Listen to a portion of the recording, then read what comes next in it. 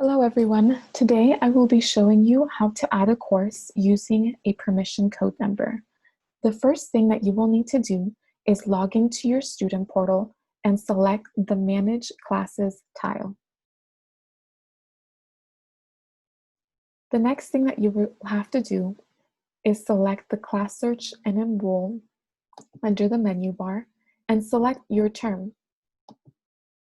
You will then be able to search for the course that you wish to enroll in the search bar.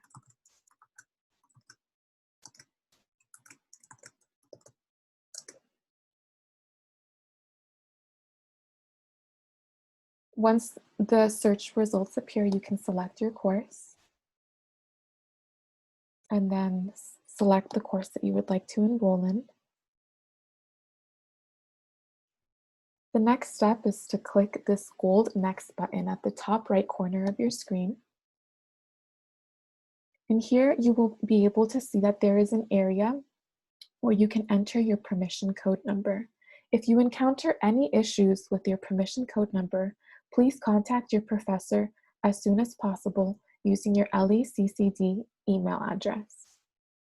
Once you enter your permission code number, you can click Accept and then Enroll and Submit. Thank you for watching.